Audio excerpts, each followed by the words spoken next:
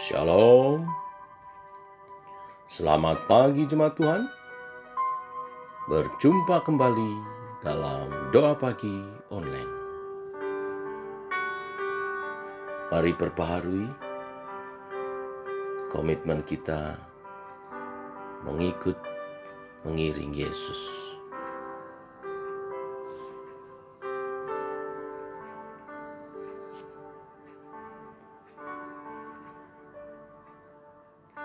Semua karena anugerah-Mu hari ini ada,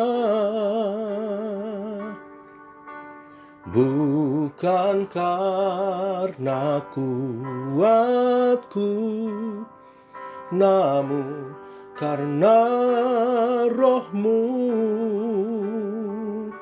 Ku bawa hatiku, penyembahanku, ku semakin berkurang, Yesus makin bertambah.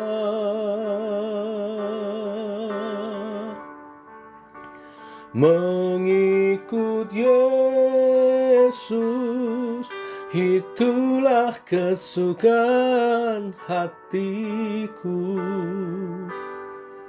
Ku lepas semua hakku untuk mengenal kehendaknya di hidupku. Mengiring Yesus, itulah kekuatan hidupku. Ku yakin anugerahnya mampu jadikanku hamba yang berkenan selalu.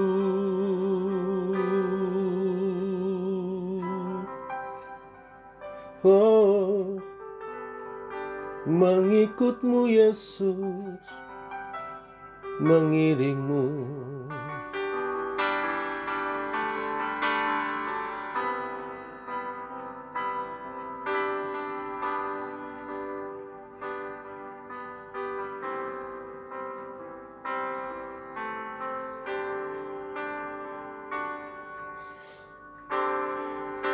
Mengikut Yesus, itulah kesukaan hatiku. Ku lepas semua hakku untuk mengenal kehendaknya di hidupku.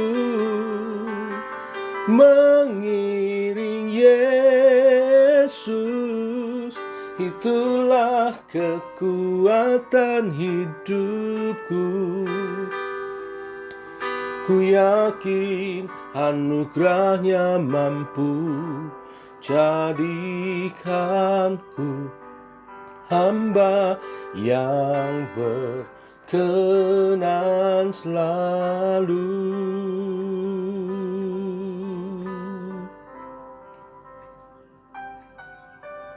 Ku yakin anugerah-Mu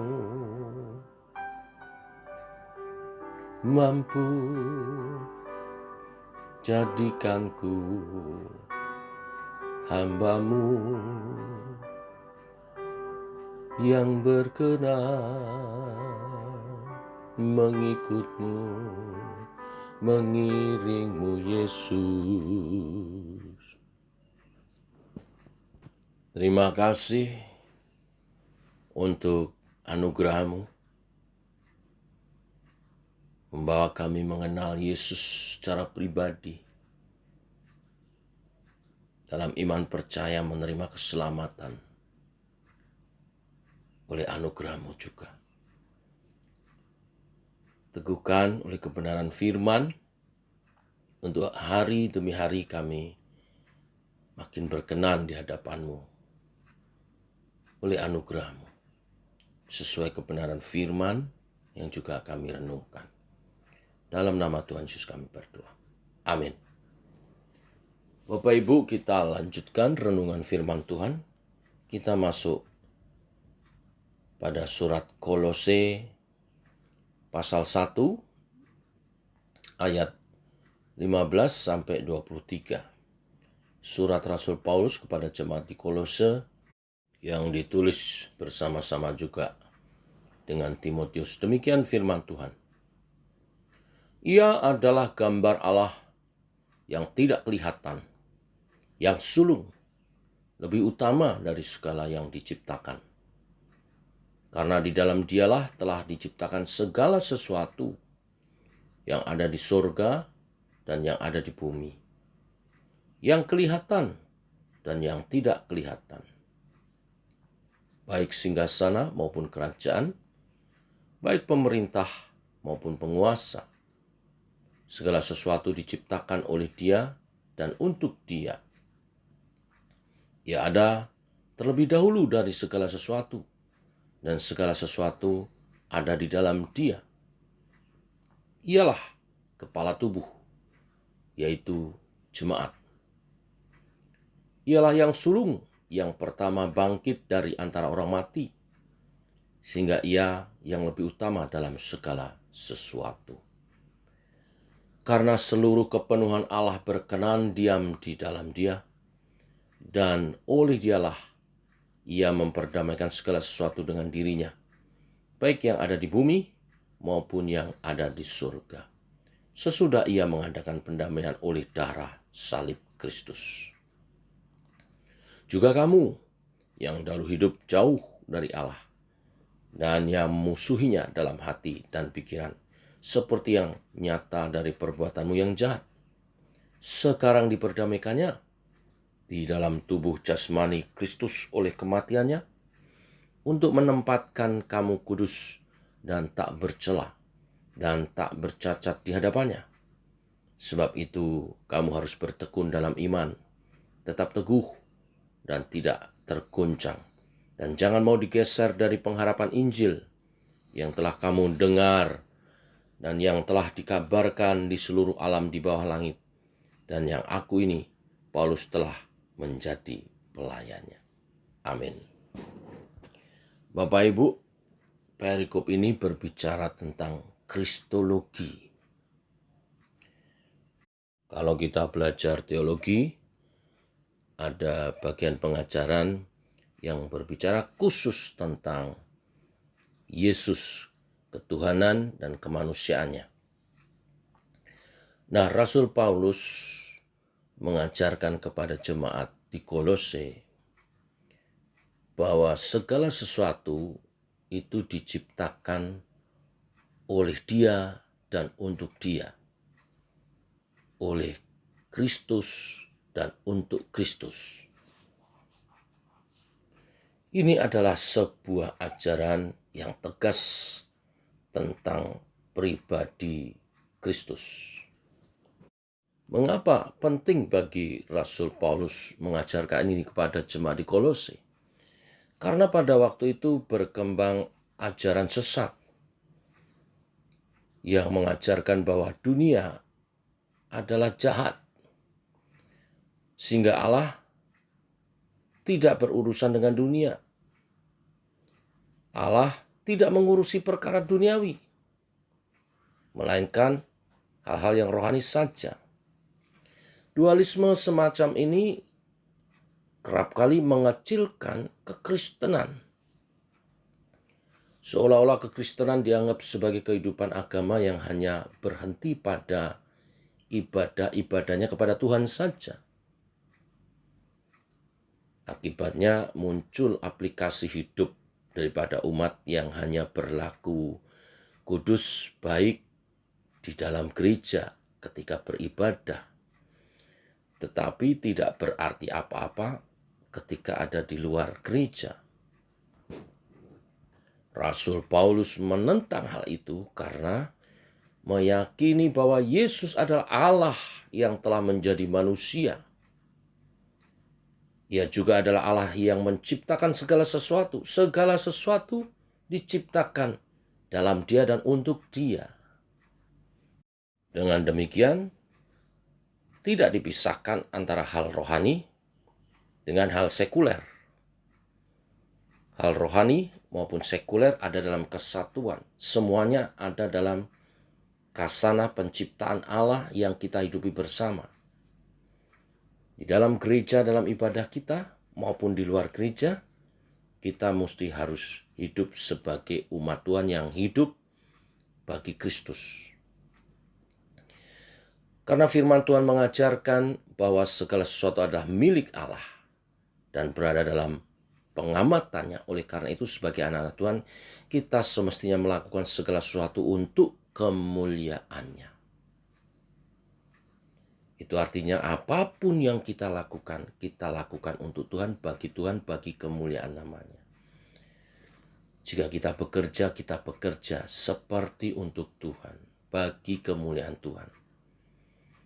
Jika kita masih pelajar, kita sekolah, kita belajar. Seperti untuk Tuhan, bagi kemuliaan Tuhan. Jika kita berumah tangga, kita membangun rumah tangga kita. Kita bangun rumah tangga kita untuk Tuhan, bagi kemuliaannya. Segala yang kita lakukan, makan, minum, tidur, berolahraga, bermain, segala sesuatu, kita lakukan dengan kesadaran bahwa kita harus memuliakan Tuhan dalam segala aspek. Dengan demikian, kesaksian kita nampak dalam setiap aspek kehidupan kita. Lewat profesi pekerjaan kita, lewat rumah tangga kita, lewat studi kita, Tuhan dipermuliakan. Amin. Mari kita berdoa. Bapa dalam surga, kami mengucap syukur buat hari yang baru, hari yang penuh dengan rahmat-Mu. Kami bangun dalam keadaan sehat, semua karena anugerah-Mu. Ini berarti satu hari kesempatan lagi untuk kami hidup memuliakan Tuhan. Seperti kebenaran firman-Mu, hidup kami di dalam maupun di luar gereja seharusnya adalah ibadah yang harus memuliakan Tuhan. Bimbinglah kami, Allah Roh Kudus, hidup berkenan kepadamu.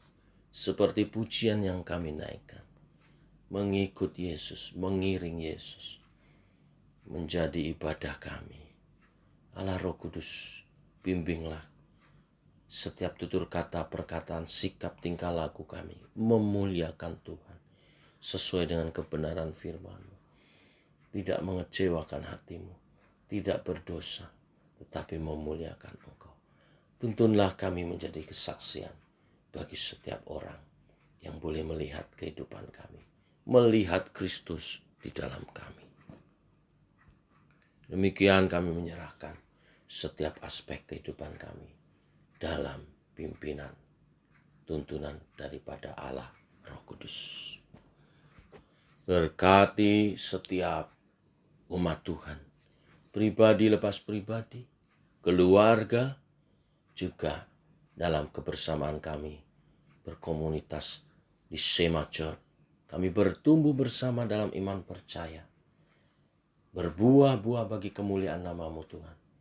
Buahnya manis, sedap bagi Tuhan dan dirasakan berdampak yang baik bagi sesama. Menyatakan kerajaan-Mu di bumi seperti di surga. Sehingga kami siap menyongsong kedatangan Tuhan kedua kali. Sebagai umat yang kudus, yang berkenan kepada Allah. Terima kasih Tuhan. Kami berdoa untuk ibadah-ibadah kami, untuk setiap kegiatan daripada umat Tuhan. Supaya setiap kegiatan umat-Mu boleh datang. Dan mereka dilawat di dalamnya. Jiwa-jiwa baru datang. Kami mohon, kami berdoa untuk jiwa-jiwa baru. Tuhan kirimkan jiwa-jiwa baru bersama-sama dengan Shema Church, bertumbuh bersama. Dibimbing dan dipersiapkan sebagai umat yang kudus dan layak. Berdoa untuk setiap ibadah kami, ibadah raya, pagi, dan kemudian dilanjutkan ibadah kedua untuk Tuhan Engkau melawat. Setiap pembicara Engkau lawat. Setiap umat-Mu yang datang Engkau lawat Tuhan. Mereka bertumbuh dalam iman percaya, dalam kebenaran-kebenaran firman yang Kau sampaikan melalui hamba-hamba-Mu. Juga ibadah doa setiap hari Kamis yang disertai Bible Study. Tuhan, kami rindu umat-Mu menjadi umat yang berdoa. Tuhan, kirimkan hati yang haus dan lapar untuk selalu ada di dalam hadirat Tuhan. Untuk haus dan lapar juga akan kebenaran-kebenaran firman-Mu, sehingga mereka bertumbuh dalam pengenalan yang benar akan Kristus. Tidak tersesat dengan aliran-aliran yang salah di akhir zaman ini Tuhan. Supaya kami teguh di dalam iman percaya, kami harus bertumbuh dalam pengajaran yang sehat, di dalam hadirat Tuhan, dalam pujian penyembahan kami. Engkau lawat ibadah, doa malam, dan Bible Study. Kami rindu jemaat Tuhan hadir, berdoa bersama. Itulah kekuatan kami, kekuatan bagi jiwa kami. Beri kerinduan bagi umat-Mu. Juga program doa pagi online setiap hari, dan hari Sabtu kami komsel doa pagi dalam Zoom. Tuhan, Engkau juga melawat. Kami bersyukur komsel doa pagi dengan Zoom dan mulai jemaat Tuhan mengikuti dengan baik. Kami terus mau bertambah, tidak saja pengurus, tapi semua umat boleh ikut bersama-sama bertumbuh dalam komsel, komunitas inti yang kami dapat saling membangun di dalam Engkau melalui kebenaran firman, melalui doa-doa, dan saling memperhatikan satu di antara yang lain. Latihan-latihan musik Tuhan urapi. Latihan paduan suara yang akan dimulai minggu depan Tuhan urapi. Sehingga kesaksian dan pelayanan kami berkenan bagi Tuhan dan membangun tubuh Kristus sebagai Tuhan alat bagi kemuliaan nama-Mu. Tak lupa kami bawa dalam doa untuk sepanjang hari ini kehidupan kami. Tangan Tuhan menolong, menuntun kami menjalaninya berkenan di hadapan-Mu. Berkati umat-Mu yang sakit Engkau sembuhkan, yang lemah Engkau kuatkan. Ada pimpinan hikmat yang dari Tuhan, oleh Roh Kudus, oleh kebenaran firman yang hari ini kami renungkan.